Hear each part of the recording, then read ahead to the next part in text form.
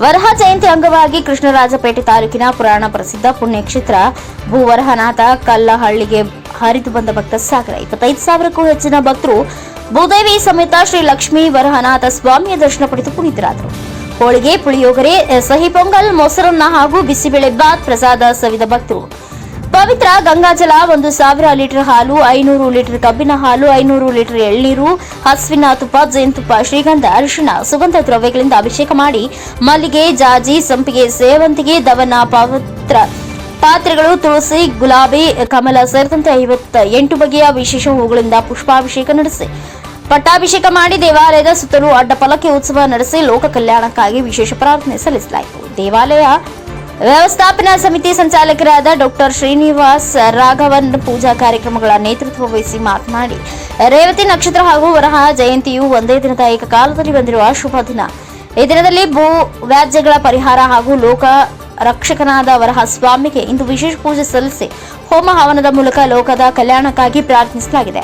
150 ಕೋಟಿ ರೂಪಾಯಿಗಳ ವೆಚ್ಚದಲ್ಲಿ ಭೂ ವರಹನಾಥ ಸ್ವಾಮಿಗೆ ತಿರುಮಲ ತಿರುಪತಿಯ ಮಾದರಿಯಲ್ಲಿ 3 ಪ್ರಕಾರಗಳ ದೇವಾಲಯವನ್ನ ಸಂಪೂರ್ಣವಾಗಿ ಗ್ರಾನೈಟ್ ಕಲ್ಲಿನಿಂದ ಹೊಯ್ಸಳ ವಾಸ್ತು ವೈಭವದ ಮಾದರಿಯಲ್ಲಿ ನಿರ್ಮಿಸಲಾಗುತ್ತಿದೆ. ಇನ್ನು 3 ವರ್ಷಗಳಲ್ಲಿ ದೇವಾಲಯದ ಕೆಲಸವನ್ನ ಸಂಪೂರ್ಣಗೊಳಿಸಲು ಸಂಕಲ್ಪ ಮಾಡಿರುವ ಪರಕಾಲ ಸ್ವಾಮಿಗಳ ಕ್ಷೇತ್ರಕ್ಕೆ ಆಗಮಿಸುವ ಭಕ್ತಾದಿಗಳಿಗೆ ಎಲ್ಲ ರೀತಿಯ ಅನುಕೂಲಗಳನ್ನು ಒದಗಿಸಿಕೊಡಲು ಕಾರ್ಯಕ್ರಮ ರೂಪಿಸಿದ್ದಾರೆ ಎಂದು ಹೇಳಿದರು. ಇಂದಿನ ವಿಶೇಷ ಪೂಜಾ ಕಾರ್ಯಕ್ರಮಕ್ಕೆ ರಾಜ್ಯದ ಮಾಜಿ ಸಚಿವ ಡಾಕ್ಟರ್ ನಾರಾಯಣಗೌಡ, ಸಮಾಜ ಸೇವಕ ಮಲ್ಲಿಕಾರ್ಜುನ, ಗ್ಯಾರಂಟಿ ಅನುಷ್ಠಾನ ಸಮಿತಿ ಅಧ್ಯಕ್ಷ ಎಚ್ಎಂ ರೇವಣ್ಣ, ತಾಲೂಕು ಪಂಚಾಯಿತಿ ಮಾಜಿ ಅಧ್ಯಕ್ಷೆ ವಿಜಯಲಕ್ಷ್ಮಿ, ರಾಜಶೇಖರ್, ಪೊಲೀಸ್ ಇನ್ಸ್ಪೆಕ್ಟರ್ಗಳಾದ ಸುಮಾರಾಣಿ, ಆನಂದೇಗೌಡ, ಮೂಡಾ ಮಾಜಿ ಅಧ್ಯಕ್ಷ ಕೆ ಶ್ರೀನಿವಾಸ್, ಸಂಸ್ಕೃತಿ ಘಟಕ ಶ್ರೀ ಗೋಪಾಲಕೃಷ್ಣ ಸೇರಿದಂತೆ ಇನ್ನು ಅನೇಕರು ಉಪಸ್ಥಿತರಿದ್ದರು. ಡಾಕ್ಟರ್ ಕೆಆರ್ ನೀಲಕಂಠ, ಎನ್ಕೆಎಸ್ ಟಿವಿ4 ನ್ಯೂಸ್, ಕೃಷ್ಣರಾಜಪೇಟೆ. ಜಯಂತಿ ಅಂಗವಾಗಿ 1000 ಲೀಟರ್ ಹಾಲು, 500 ಲೀಟ್ರು ಕಬ್ಬಿನ ಹಾಲು, 200 ಲೀಟ್ರು ಇದು ಎಳ್ನೀರು ಮತ್ತು ಸುಮಾರು 5 ಟನ್ ಹೂವು ಆ್ಯಕ್ಚುಲಾಗಿ ಅಭಿಷೇಕ ಮಾಡಿದ್ರು. ಫಸ್ಟ್ ಟೈಮ್ ಅಷ್ಟು ಮಾಡ್ತಿದ್ದೆ ಆ್ಯಕ್ಚುಲಾಗಿ. ಎಲ್ಲ ಭಕ್ತರು ತಂದು ಕೊಡಿಯಾರನ್ನ ಹೂವನ್ನ. ಅದಾದಮೇಲೆ ಹೋಮ ಶುರು ಮುಗಿದೀಗ, ಹೋಮ ಅಂತಿಮವಾಗಿ ಮುಗಿದಿವೆ, ಕಲ್ಯಾಣೋತ್ಸವ ಆಗ್ತದೆ ಈಗ. ಎಲ್ಲ ಉದ್ದೇಶವು ಭಗವಂತ ಎಲ್ಲ ಬರೀತ ಪ್ರತಿಯೊಬ್ಬ ಪ್ರಜೆಗೂ ಅವರ ಕಷ್ಟ ಎಷ್ಟೇ ಇರಲಿ, ಅದು ಹಣೆ ಬರ್ದ ಇಲ್ಲದೇ ಇರಲಿ, ಅದನ್ನ ಮಾಡಿಕೊಡ್ತಕ್ಕಂಥ ಶಕ್ತಿ ಇದೆ ಭಗವಂತನಿಗೆ. ಅದನ್ನು ಅನುಗ್ರಹಿಸಲಿ ಅಂತ ಪ್ರಾರ್ಥನೆ ಮಾಡ್ತೀನಿ. ಎಲ್ಲರಿಗೂ ಒಳ್ಳೆಯದಾಗಲಿ, ಎಲ್ಲರಿಗೂ ಒಳ್ಳೆ ಮನಸ್ಸು ಬರಲಿ, ಒಳ್ಳೆ ಬುದ್ಧಿ ಬರಲಿ, ಈ ಕ್ಷೇತ್ರ ಅಭಿವೃದ್ಧಿ ಆಗಲಿ, KR ಪೇಟೆ ಅಭಿವೃದ್ಧಿ ಆಗಲಿ. ಅತಿ ಮುಖ್ಯವಾಗಿ ನಮ್ಮ ಈ ಸರೌಂಡಿಂಗ್ ಉದ್ಧಾರ ಆಗಬೇಕು. ಈಗ ಯಾವ ಇಂಡಸ್ಟ್ರಿ ಇಲ್ಲ, ಎಲ್ಲ ಬರುತ್ತೆ. ಅವಾಗ ಪೊಲಿಟಿಕಲ್ ಭಾಷೆ ಮಾಡ್ತೀನಿ ಕಡೆ ರಿಪರ್ಕಷನ್ಸ್ ಅವೆ. ಒಂದು ದೇವಸ್ಥಾನ ಬಂದರೆ ಏನೇನಾಗುತ್ತೆ ಅಂತ ಅಯೋಧ್ಯೆ ಬಂದಮೇಲೆ, ಅಲ್ಲಿ ಅಯೋಧ್ಯೆ ರಾಮ ದೇವಸ್ಥಾನ ಬಂದಮೇಲೆ ಓದೇ ಬೇರೆ ಆಗ್ತದೆ. ಹಾಗೆ ಆಗ್ತದೆ. ಇವತ್ತು ಶ್ರೀ ವರಾಹ ಜಯಂತಿ. ಭಗವಂತನಾದ ಹರಿ ಭೂದೇವಿಯನ್ನು ಸಂರಕ್ಷಣೆ ಮಾಡಲಿಕ್ಕಾಗಿ ವರಾಹಾವತಾರವನ್ನು ತಾಳಿ ಮಹಾತಳದಲ್ಲಿ ಇರ್ತಕ್ಕಂಥ ಹಿರಣ್ಯಾಕ್ಷನ ಸಂಹಾರ ಮಾಡಿಬಿಟ್ಟು ಭೂದೇವಿಯನ್ನು ರಕ್ಷಣೆ ಮಾಡಿದ್ದ ದಿನ ಇವತ್ತು. ಇದು ರೇವತಿ ನಕ್ಷತ್ರ ಮತ್ತು ಚತುರ್ದಶಿ ಎರಡು ಒಟ್ಟಿಗೆ ಬಂದಿದೆ.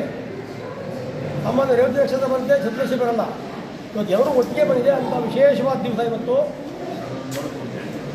ಭಗವಂತ ಕೇವಲ ಭೂದೇವಿಯನ್ನು ಉದ್ಧಾರ ಮಾಡಲಿಲ್ಲ, ಭೂಮಿ ಅಂತಕ್ಕಂಥ ಎಲ್ಲ 33,000 ಕೋಟಿ ಜನರಾಶಿಗಳು ಎಲ್ಲರನ್ನೂ ಉದ್ಧಾರ ಮಾಡಿದ ಭಗವಂತ ಅವತ್ತು.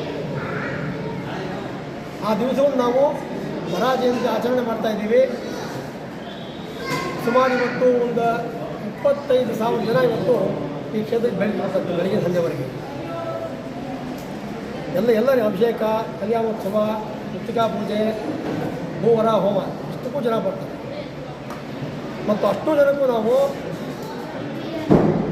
ಹೋಳಿಗೆ, ಸಕ್ಕರೆ ಪೊಂಗಲ್ ಎಲ್ಲವನ್ನೂ ವ್ಯವಸ್ಥೆ ಮಾಡಿದ್ದೀವಿ. ಅಷ್ಟು ಜನಕ್ಕೂ ಭಗವತ್ ಕೃಪೆಯಿಂದ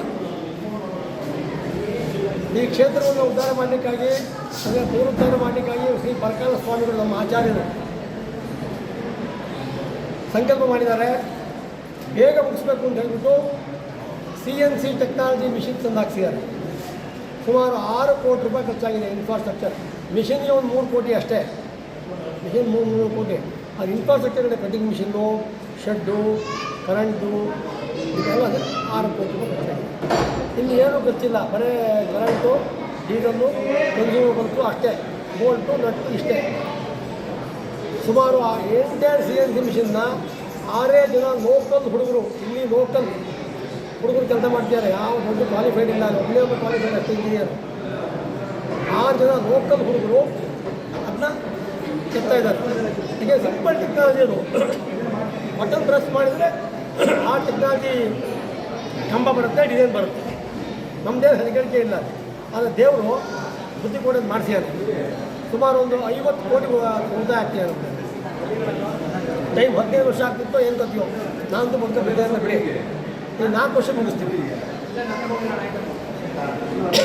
ಇಲ್ಲಿ. ಅದರಿಂದ ಬರೀ ದೇವಸ್ಥಾನ ಒಂದೇ ಉದ್ಧಾರ ಆಗಲ್ಲ, ಅದರ ಪ್ರಭಾವ ಇಲ್ಲಿನ ರಿಯಲ್ ಎಸ್ಟೇಟ್ ಉದ್ಯಮದ ಮೇಲೆ, ಪ್ರವಾಸೋದ್ಯಮದ ಮೇಲೆ ಮತ್ತು ಎಲ್ಲರ ಮೇಲೂ ಅಭಿವೃದ್ಧಿಯ ಉದ್ಧಾರ ಆಗ್ತದೆ. ಇವತ್ತು ಬೇಡ, ಜನಕ್ಕೆ ಕೆಲಸ ಸಿಗುತ್ತೆ.